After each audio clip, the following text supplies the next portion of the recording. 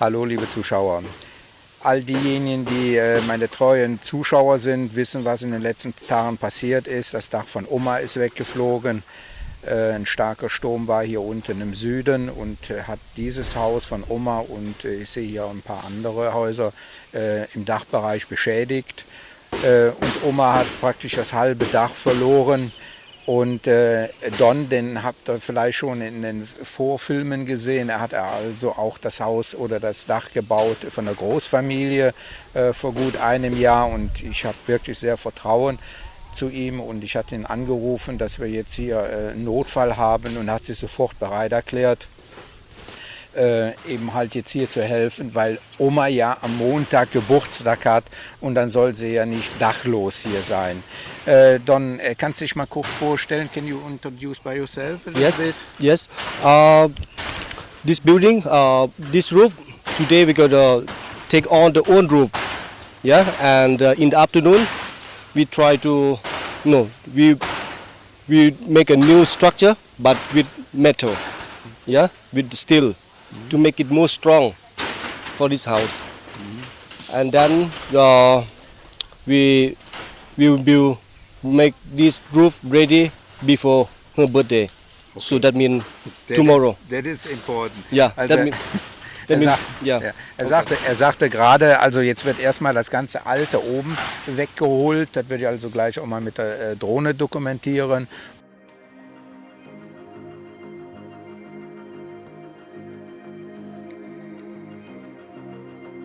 Und das Große ist eben halt, dass zum Geburtstag denn alles fertig ist. Yes. Yeah. How long you make this job? This job I would say since 2 years already. 2 years? 2.5 years I would say. 2.5 years already. Okay. Yes. Your business is running, yeah. I hear it. Oh, okay. Okay, ich werde jetzt gleich mal die Drohne in die Luft bringen, dann haben wir einen besseren Überblick, was jetzt hier alles geschieht. Ich bin also heute und morgen mit der TIF hier. Die TIF betreut gerade die Oma.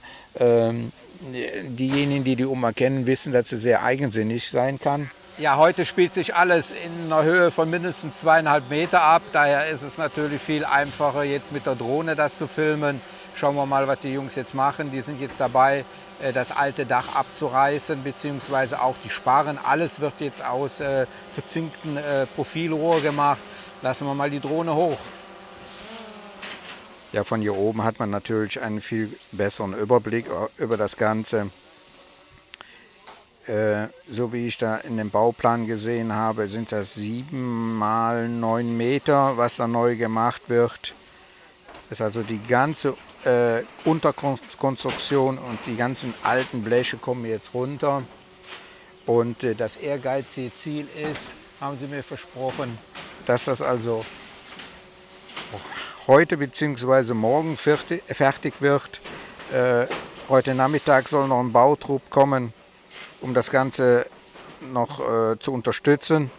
Wir sehen jetzt da unten, rechte Seite, das Schlafzimmer von Oma, das hellgrüne.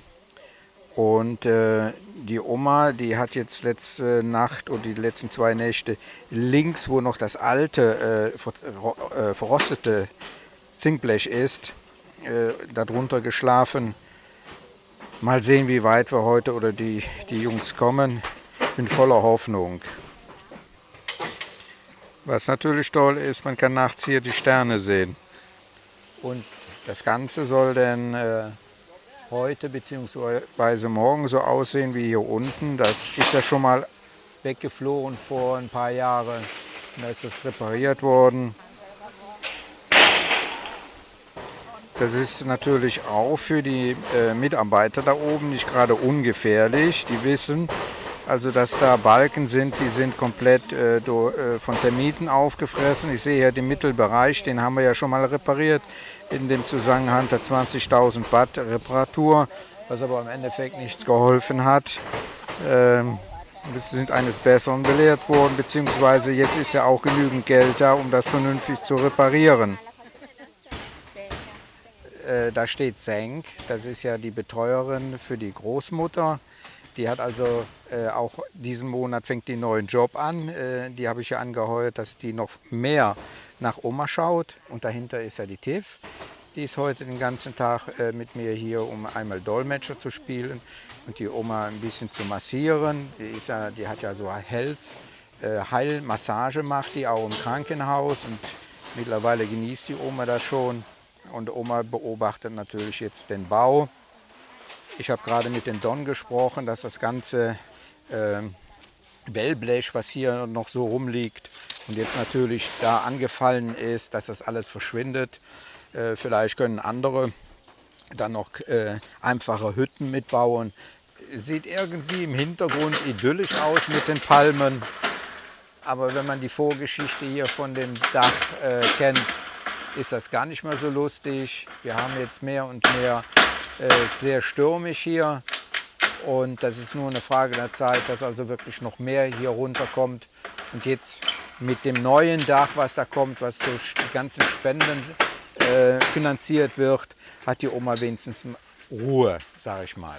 Ja, ich habe da eben schon gesagt, ich kenne ihn jetzt schon fast 2 Jahre und ich muss sagen, die Kostenvoranschläge, die von ihm reingekommen sind, die waren am fairsten, muss ich sagen. Und auch bei Bauausführung, Kleinigkeiten, die nicht berechnet worden sind vorher in der Quote, die hat er dann ohne weiteres dann auch gemacht. Jetzt, was ich gerade gesagt habe, dass die Wellbleche denn hier verschwinden, da hat er auch nichts für gefragt.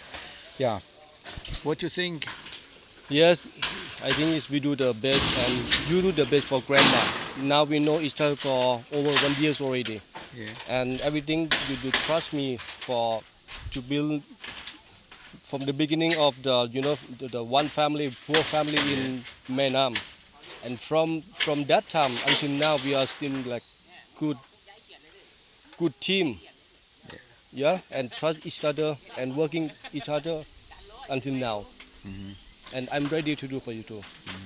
Ich habe also auch schon aufgrund dessen, dass ich also auch ein bisschen Werbung für ihn gemacht habe, von anderen Deutschen, die hier wohnen, you build for some German people after them also. Exactly, yes.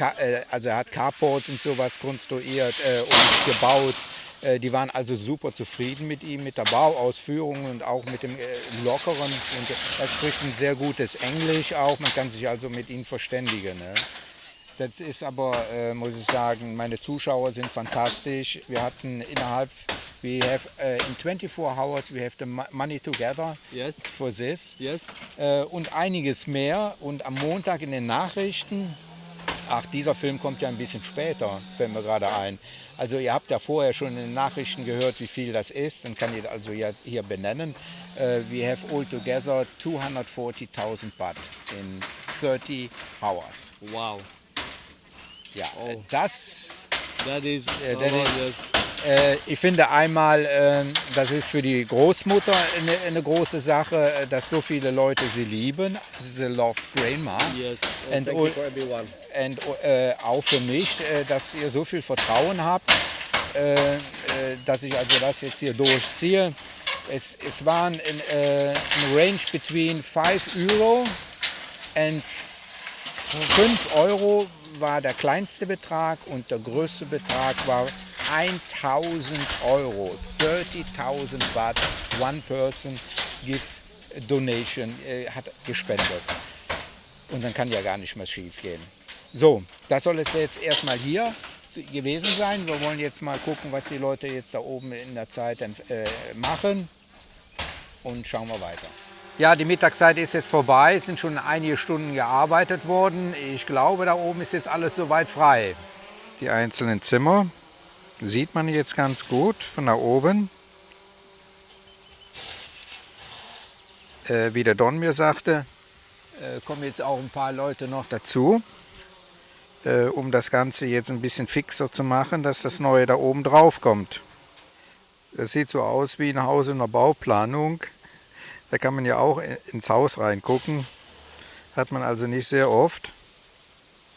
Und die Oma bekommt jetzt ein schönes silbernes Dach, fertiggestellt zu ihrem Geburtstag zwischen Palmen.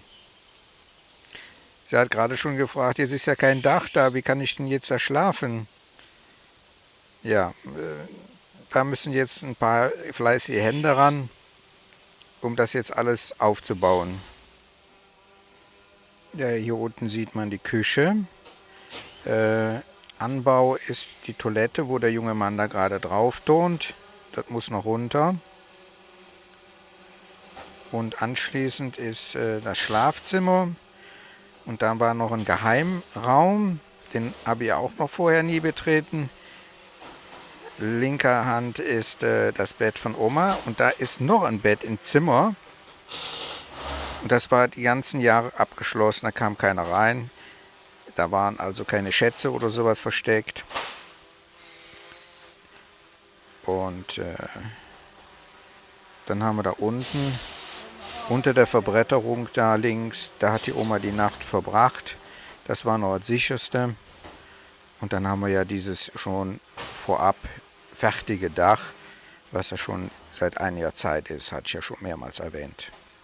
Da unten ist das Haus von Oma und jetzt zeige ich euch mal so ein bisschen hier, wie schön die Gegend ist, wo die Oma da wohnt.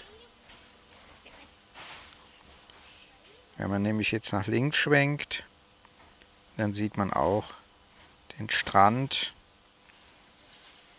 Da habe ich ja auch einige Filmaufnahmen von gemacht schon. Oh, da ist Ebbe, ist nicht zu sehen. Und wenn man weiter rüber schwenkt nach links, da ist hinter der Bergformation ist Konrad, eine 5-Sterne-Anlage. Die sieht man ja jetzt hier nicht. Und dann hat man das Meer.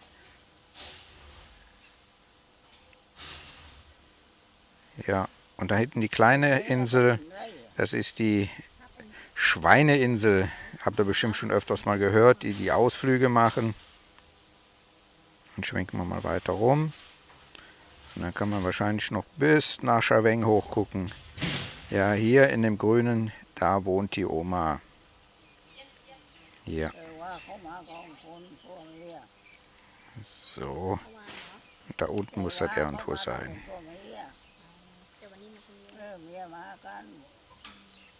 Dann warten wir jetzt, bis die Leute kommen. Da sitzt die Oma, die wird gerade massiert. Die sieht das jetzt mittlerweile schon. Hallo, hallo. Dankeschön auch. Ja, den alten Kram, den hat man jetzt da hingelegt. Der wird ja abgeholt. Da habe ich ja den Dom drum gebeten. Aber was jetzt hier, was ihr da seht, da frage ich mich jetzt wirklich, wie haben sie denn da hier transportiert? 11 Meter ist er ein Stück lang. Das ist ein Stück, das kann man ja nicht zusammenrollen. Und da ist keine Stoßstelle, nichts. Da bin ich jetzt von Rätsel. Da will ich den Don mal fragen, wie er das hingekriegt hat. Ist natürlich super, wenn keine Stoßstelle da ist.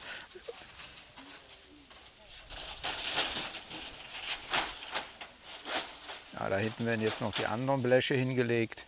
Aber wenn man jetzt die Häuserseite oder das Haus sieht, der ist richtig armselig mit dem Holz. Aber der nächste, der hat die Möglichkeit, jetzt hier in der Steinwand hochzuziehen. Wenn die Oma nicht so alt wäre, hätte ich das auch machen lassen von dem Geld. Ja, aber Oma muss erst mal ein Dach über dem Kopf haben. Oma sitzt da hinten und beobachtet alles. Leider muss ich jetzt berichten, dass seit fast 2 Stunden sich hier nichts mehr getan hat. Die zwei, die warten da auf ihr großes Team.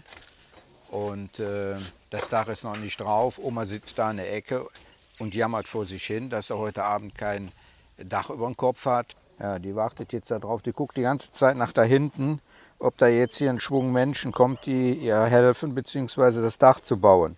Dann hören wir schon seit einer halben Stunde da hinten hier Grolle. Ein Gewitter kommt. Oma hat sich weiterhin geweigert, nach der anderen Frau zu gehen, um da zu übernachten. Jetzt ist nur das Problem, jetzt hat sie ja kein einfaches Dach über dem Kopf. Da bleibe ich irgendwo hängen.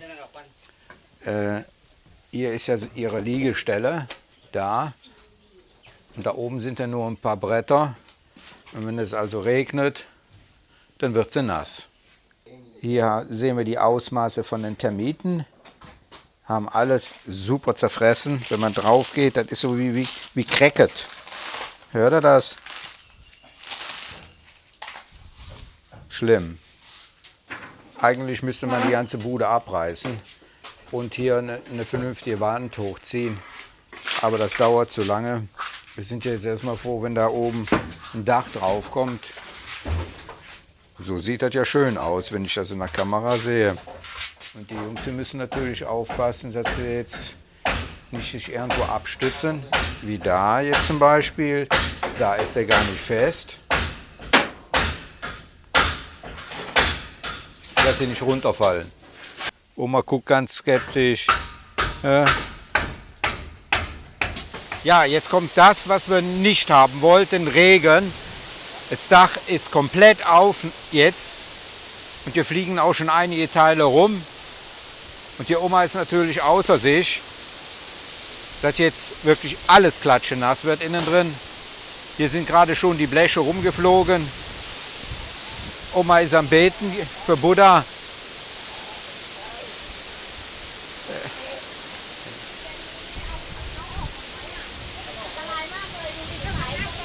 Ja.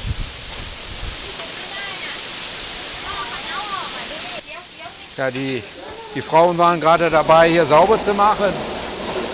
Oh Mann. Hört ihr das? Also, das ist das Blech, was da oben vibriert. Ja, also der Rest vom Hausdach wäre jetzt auch weggeflogen. Nach der starken Böe. Oder die versuchen jetzt alles in Sicherheit zu bringen.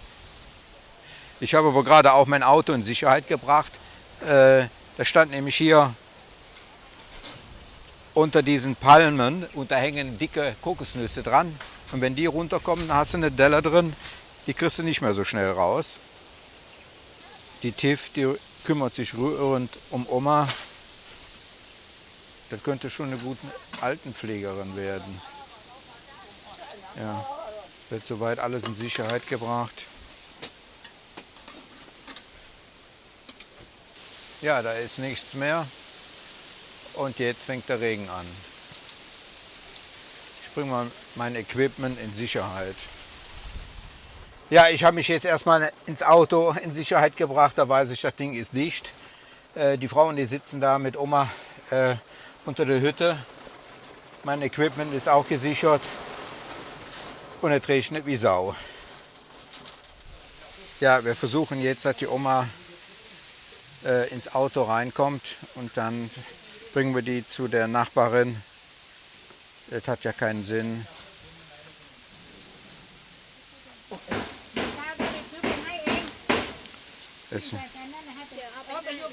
Wenn, dann können das nur die 2 Frauen machen. Ja, da sitzt doch die Oma im Fort Everest. Gut.